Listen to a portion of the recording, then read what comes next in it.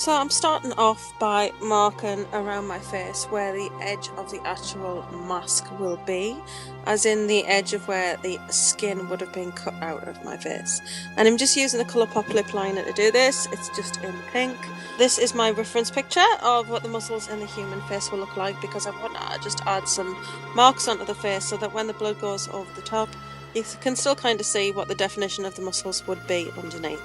And again, I'm just using a Colourpop lip liner in a pinky red shade for this. So just going around the eyes, just kind of following off what the picture looks like.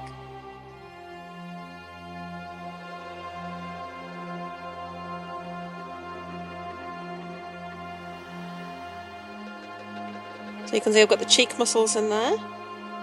And now just adding some of the muscles on the forehead.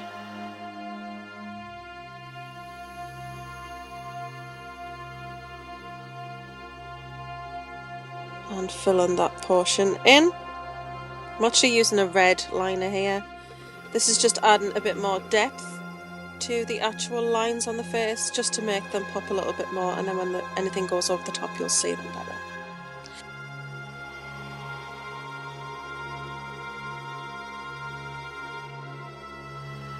Here I started to add kind of a peachy blusher, just to kind of mimic the colour of the muscles, and to fill that in. It just added a bit more colour and made the muscles look a bit more real.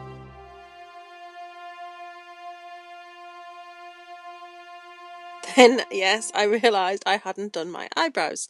So I just quickly went in with a Pritt stick and flattened them with a layer of that. And then taking some spirit gum, I started to draw a line along the edge of the pencil. And taking the Makeup Forever Plasto wax, which I got mine from Debenhams about 2 years ago.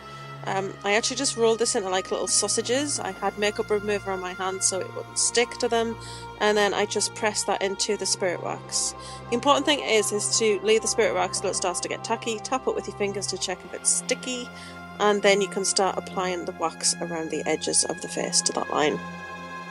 This is a lengthy process, so I didn't actually show the whole process on the video, and there you can see that most of it is on there. It is tricky, some of it got fallen off, it's a bit of a nightmare. Also putting it on in sections, it's difficult to kind of mould together. It's just a labour of love really, you just have to persevere with it, and it does turn out really nice.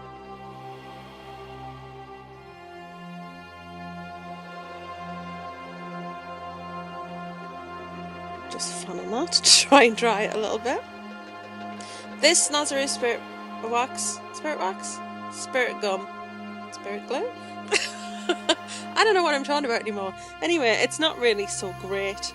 I think I'm going to try something different for next year. This is just something that I had left over, and it's not the best. So that is the whole face done. Looking kind of attractive. Not. And now I'm using the end of the spatula, the flat end of the spatula. This is actually a Z-pot depotter, and it's got like a spatula end. And I'm just smoothing down the edges of the wax, smoothing them to the inside, and then I actually did smooth the outside as well, so both sides of that sausage of wax are smoothed down, and then it just looks more natural. So yeah, just pulling it gently and just moulding it so it's flat and just looks more realistic really.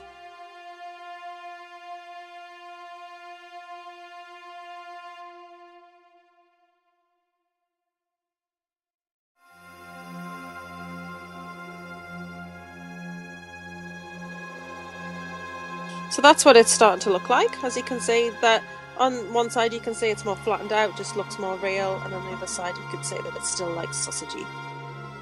So that is pretty much it. And yeah, I thought it looked quite good. Then I'm applying some foundation to the outer parts of my face, just to kind of make the inner part stand out more, if anything. It just kind of was just kind of blending in. So, and then I powdered it, and then I went back to adding the blusher again, which is a peach blusher. It's by My Face Cosmetics, which no longer exists, but any peach blusher would be great, peachy pink, just that can kind of match what muscles, kind of the colour there would be. And I just pressed that on all over those lines.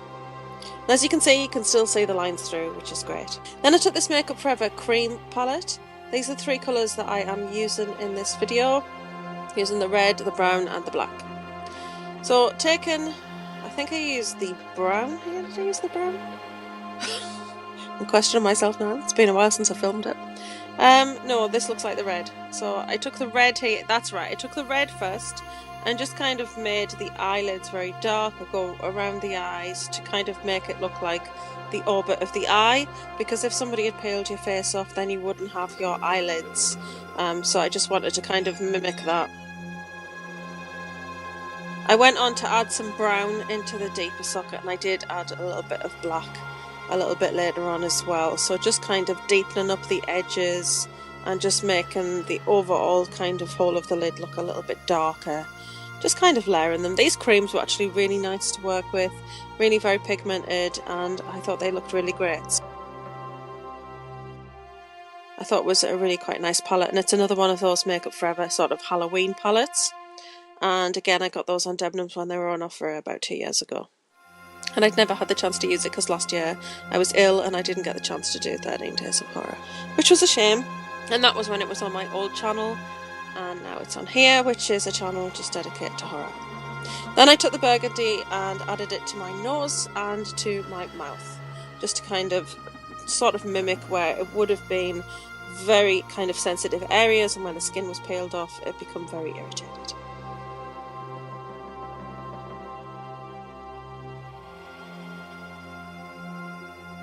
Taking up the Makeup Forever blood, first what I did was I kind of patted it on with this sponge, but this blood did seem to be really quite thin.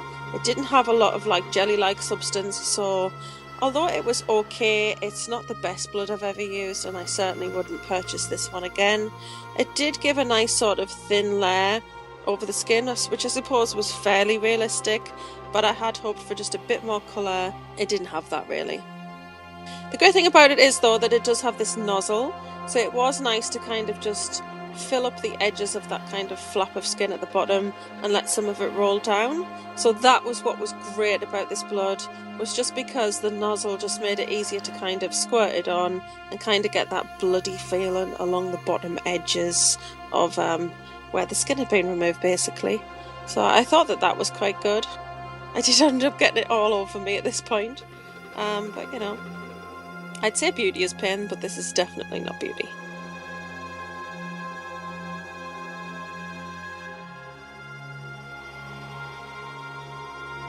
Next I just went on to just pat a few bits along the edges before I decided to go over to the thick blood gel. This is a much thicker consistency, and I just wanted to add this just along some of the edges, just to give it a bit more dimension, cover up some of that wax, and just as you can see, it just adds a bit more of the darker blood where it would have congealed where the skin had been cut. And then I just went on to add just a little bit more darkness with the Makeup Forever cream colour in red, just a bit more darkness to the muscular areas and to the edges of the mask as well.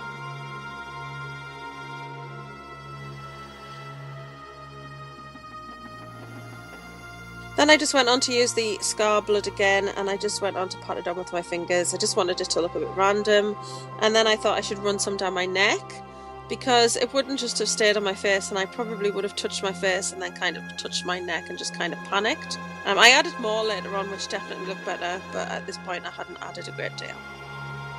Yeah, lovely. Just having a little bit of a test out there, and just, yeah, that's before I added the rest of the blood, but that's basically the finished look, guys.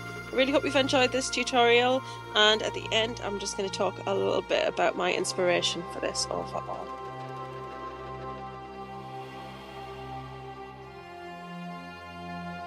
Jazz hands! This video is actually inspired by one that I did 2 years ago. 2 years ago I did a tutorial called Face Off, and it was basically as if somebody had cut off somebody else's face and then stuck it on yours. And it was all red around the outside. Basically you had no face and somebody else's face had been just stuck on. I really love that tutorial. I'm going to put some footage in of that tutorial. I loved how it turned out. It is a huge pain to do. This is what it looks like. So basically the principle is this is the reverse. So I am the person that they cut the face off to put on of the other person. So kind of like In the film Face Off, in a way, if anybody's seen that, great film, Nick Cage and John Travolta. Not a horror film, but I just think that this kind of concept and the way this looks is horrible. So we've got this kind of loose effect around the edge of the wax here, where that is kind of the rest of the face and the loose skin, where you kind of go, oh, what's happened to my face? And then I tried to put some detail and in-kind lines of muscles and things. Not too detailed, because I also wanted to put blood on top and kind of have it kind of be a bit of a bloody mess. It's just happened. And yeah, you can still see kind of muscles, but you can see all of the blood on top. And then darken the orbs of the eyes, just because obviously you've got no eyelids anymore. So when your eyes are open, it literally looks like you have got no lids. The wax was actually really nice to work with. I've used this Makeup Forever Plasto wax. I got this 2 years ago and not used it, and it's actually quite nice. It's skin toned. It was really easy to work with, easier to work with than the one that I used before. I just felt like it didn't stick to me quite so much like my skin when I was rolling it and stuff. But hopefully you'll enjoy this kind of tutorial. I'm not great at SFX. I don't claim to be amazing at it, but I just do have a lot of fun with it, and I want to get better at it, and I think that that is going to take practice. Says she, sticking wax back onto her face with her fingers. But I do like how it's turned out. I think it looks pretty good and pretty creepy.